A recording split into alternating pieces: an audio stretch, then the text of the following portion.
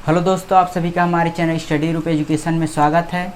आज हम गणित की एक नई वीडियो सीरीज शुरू करने जा रहे हैं, जिसमें हमारा पहला टॉपिक है औसत।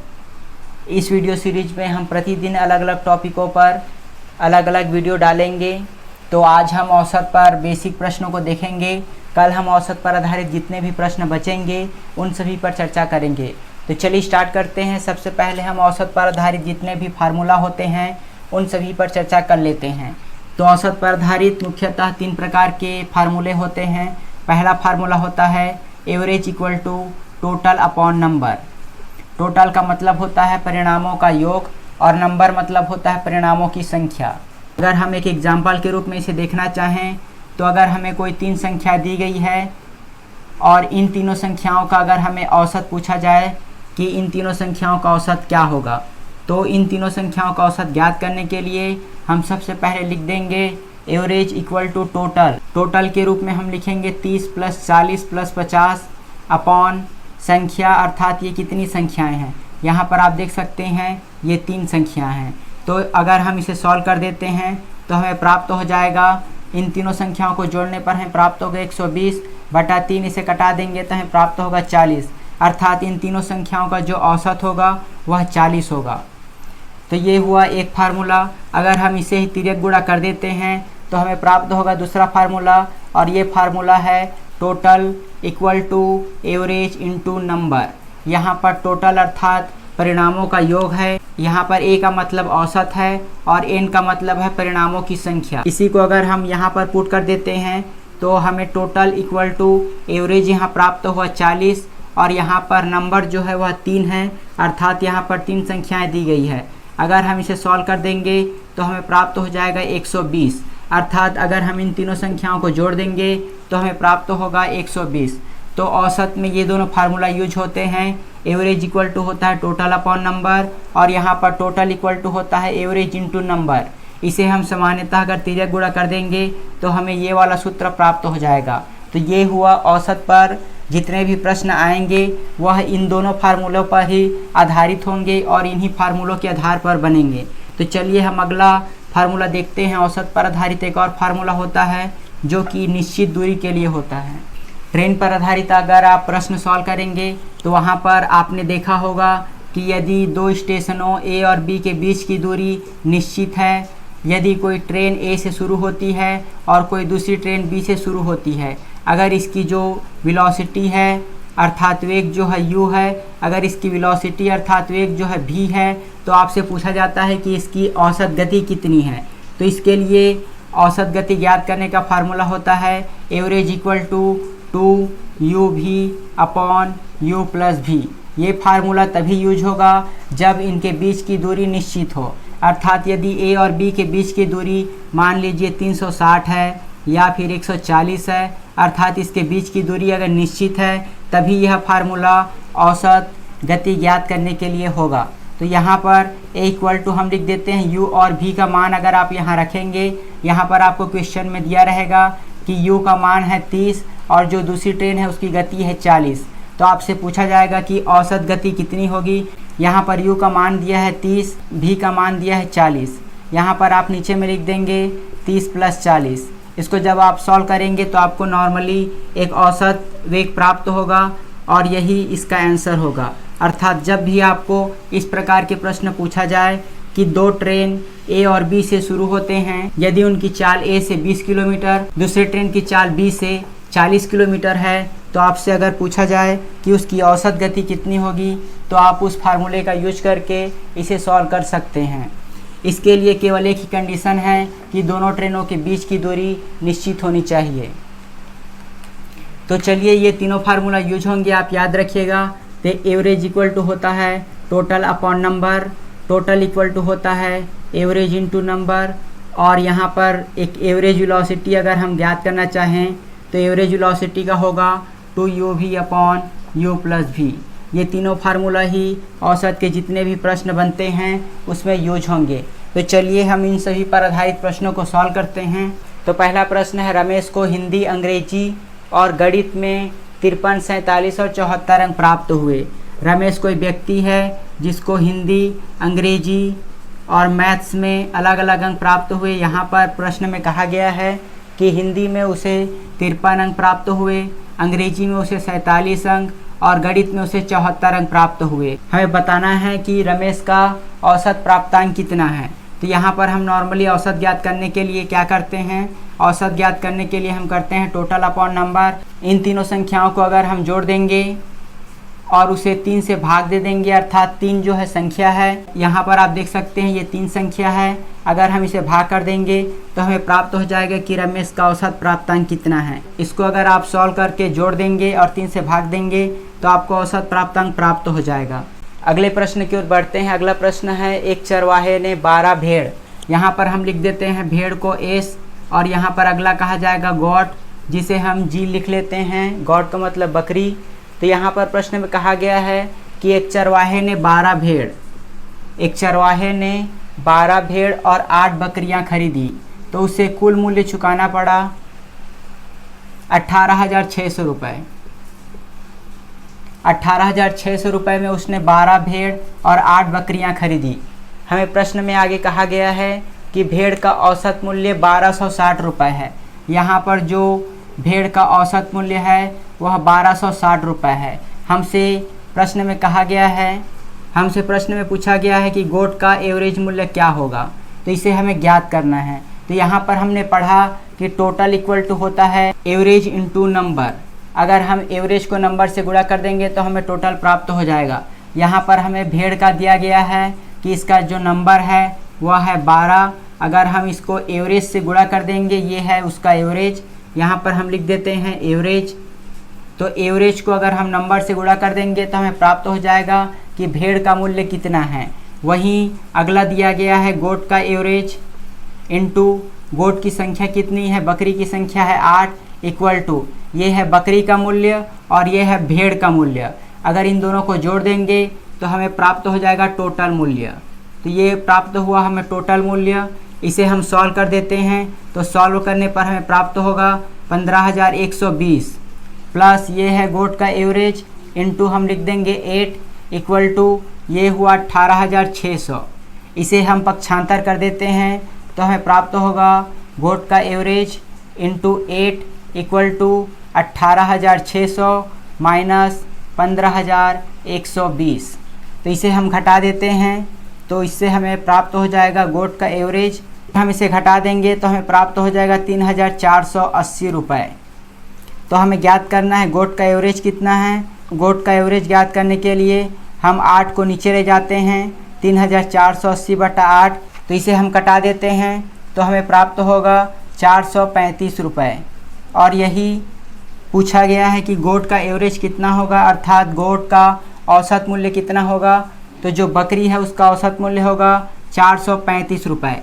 यहाँ पर प्रश्न में भेड़ का औसत मूल्य दिया गया है। यहाँ पर आप देख सकते हैं, यदि उसे हम भेड़ की संख्या से गुणा कर देंगे तो हमें प्राप्त हो जाएगा कि भेड़ का मूल्य कितना है। वहीं अगर बकरी के औसत मूल्य से अगर हम बकरी की संख्या को गुणा कर देंगे तो हमें प्राप्त हो जाएगा कि बकरी का मूल्य कितना है, और दोनों को जोड़ देंगे तो हमें भेड़ और बकरी का मूल्य ज्ञात हो जाएगा।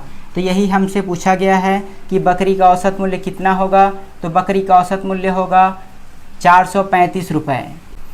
चलिए अगले प्रश्न की ओर बढ़ते हैं। अगला प्रश्न है, एक कक्षा में 32 छात्रों का औसत भार 40.5 किलोग्राम है। यहाँ पर 32 स्टूडेंट हैं जिनका औसत भार है 40.5 किलोग्राम। प्रश्न में यह कहा गया है। अगला प्रश्न में कहा गया है कि अध्यापक का भार भी सम्मिलित कर लिया जाए तो औसत भार में 500 ग्राम की वृद्धि हो जाती है।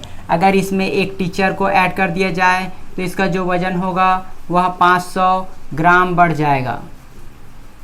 तो हमें बताना है कि अध्यापक का भार कितना है, अर्थात जो अध्यापक इसमें शामिल होंगे उनका भार कितना है।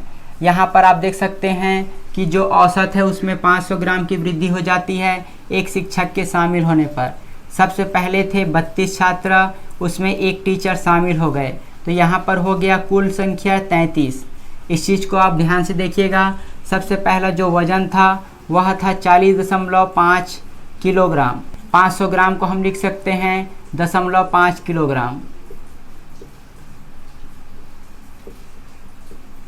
तो यहाँ पर आप देख सकते हैं कुल संख्या है 33 और इसमें जो वृद्धि हुई वह हुई 0.5 ग्राम, क्योंकि एक नए शिक्षक के शामिल होने से इसकी जो औसत वजन थी वह वर्तमान स्थिति में 0.5 किलोग्राम बढ़ गई। इसको गुणा करने पर हमें प्राप्त होगा 16.5 किलोग्राम, अर्थात नए शिक्षक के शामिल होने पर उनके कुल भार में 16.5 किलोग्राम की वृद्धि हुई। पहले था वजन 40.5 किलोग्राम और नए शिक्षक के शामिल होने पर इसके जो वजन है उसमें वृद्धि हो गई 16.5 किलोग्राम, अर्थात यहाँ पर अगर हम जोड़ देंगे तो ये हमें प्राप्त हो जाएगा 57 किलोग्राम। अर्थात जो नया शिक्षक था, जो अध्यापक इसमें शामिल हुआ, उसका भार है 57 किलोग्राम और इसी 57 किलोग्राम भार के कारण उसका जो वजन था वह 0.5 किलोग्राम बढ़ गया। तो इस प्रकार हम सॉल्व कर सकते हैं। सबसे पहले स्टूडेंट की संख्या थी 32, उसमें एक शिक्षक शामिल हो गया, अर्थात उनकी जो संख्या थी वह 33 हो गई, उसका जो भार है वह 0.5 बढ़ जाता है। तो इससे हम ज्ञात कर सकते हैं कि उसका जो टोटल भार है वह कितना बढ़ रहा है। उनके आने से 16.5 किलोग्राम भार में वृद्धि हो रही है। ये है औसत वृद्धि। अगर हम संख्या से गुणा कर देंगे तो हमें प्राप्त हो जाएगा कि टोटल वृद्धि कितनी है। और इसी प्रकार जो पहले था 40.5 किलोग्राम, उसमें 16.5 किलोग्राम की वृद्धि हो गई क्योंकि एक नए शिक्षक शामिल हो गए। तो इस प्रकार टोटल जो उनका वजन था वह है 57 किलोग्राम। केवल मैंने जो 3 फार्मूले बताए उन्हीं पर आधारित सभी प्रश्न सॉल्व होंगे। अभी जो यूज हुआ total equal to average into number, इसी फार्मूले पर आधारित था अभी का प्रश्न। अब हम अगले प्रश्न की ओर चलते हैं। एक नाव के 10 नाविकों में से 58 किलोग्राम भार वाले एक नाविक के स्थान पर एक नया व्यक्ति आ जाता है। पहले नाव में 10 नाविक सवार थे, उसमें से एक नाविक 58 किलोग्राम के स्थान पर एक नया नाविक आ जाता है और उस नए नाविक के आने से औसत भार में 1.2 किलोग्राम की वृद्धि हो जाती है। तो हमें बताना है कि नए नाविक का भार कितना है।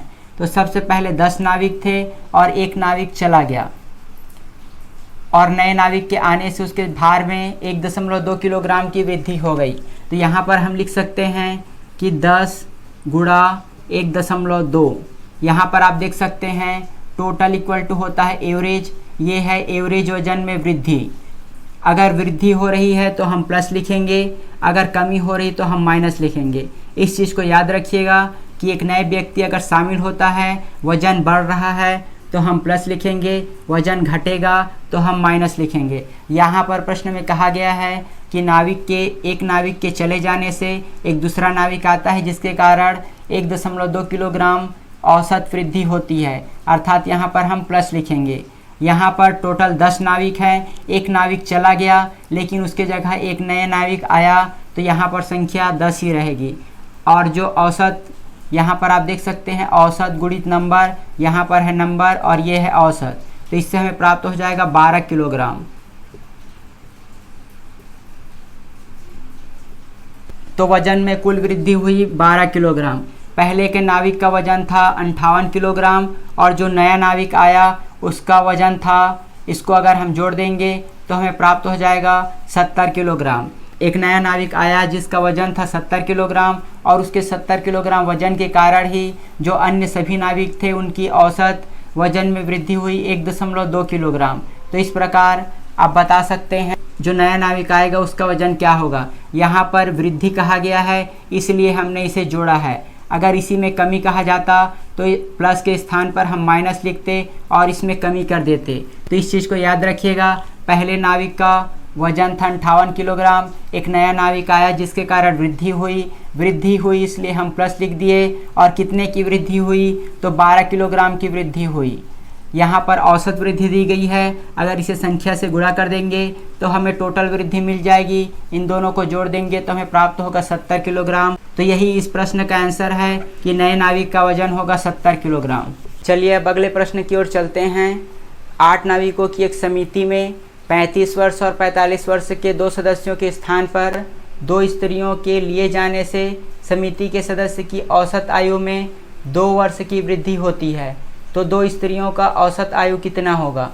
यहाँ पर हमें प्रश्न में कहा गया है कि 8 व्यक्तियों की एक समिति है जिसमें 35 और 45 वर्ष के 2 सदस्य। 35 और 45 वर्ष के 2 सदस्यों के बाहर चले जाने से 2 महिलाएं इसमें शामिल होती है। 2 महिलाओं के शामिल होने से उसके जो औसत आयु थी उसमें 2 वर्ष की वृद्धि हो गई। तो यहाँ पर हम नॉर्मली ज्ञात कर सकते हैं कि 2 सदस्य बाहर गए लेकिन 2 महिलाएं शामिल हुई, इसलिए जो संख्या थी समिति की वह 8 ही है। 2 वर्ष की वृद्धि हुई। यहाँ पर हमें यूज करना है प्लस का फार्मूला। यहाँ पर हमें प्राप्त हुआ 16। ठीक है, यहाँ पर हमें जो वृद्धि हुई वह 16 वर्ष की वृद्धि हुई, आयु में 16 की वृद्धि हुई। हमें प्रश्न में पूछा गया है इन स्त्रियों का औसत आयु कितना होगा। यहाँ पर जो व्यक्ति गए इसे हम जोड़ लेते हैं 35 और 45 को, तो हमें प्राप्त होगा 80। जो महिलाएं आई उनका वजन तो 80 रहेगा ही, लेकिन वृद्धि हो रही है 2 वर्ष की, अर्थात जो महिलाएं होंगी उनका आयु जो है निश्चित रूप से 16 वर्ष अधिक होगा। तो यहाँ पर इनका जो औसत था 80, 2 व्यक्ति बाहर गए और 2 महिलाएं आई जिसके कारण वजन में वृद्धि हुई 16 की। तो ये अगर हम इसे जोड़ देंगे तो हमें प्राप्त हो जाएगा 96। और हमें पूछा गया है कि स्त्रियों का औसत कितना है, तो यहाँ पर 2 स्त्रियाँ हैं, तो अगर हम 2 से भाग दे देंगे तो हमें एवरेज प्राप्त हो जाएगा। यहाँ पर हमें प्राप्त होगा 48 वर्ष, अर्थात जो स्त्रियां हैं उनका जो आयु का औसत होगा वह 48 वर्ष होगा। तो इस प्रकार हम औसत पर आधारित जितने भी प्रश्न हैं उन सभी को इन्हीं फार्मूलों के माध्यम से सॉल्व कर सकते हैं। तो आज के लिए बस इतना ही। अगले वीडियो में हम औसत पर आधारित जितने भी प्रश्न बचे हैं उन सभी पर चर्चा करेंगे।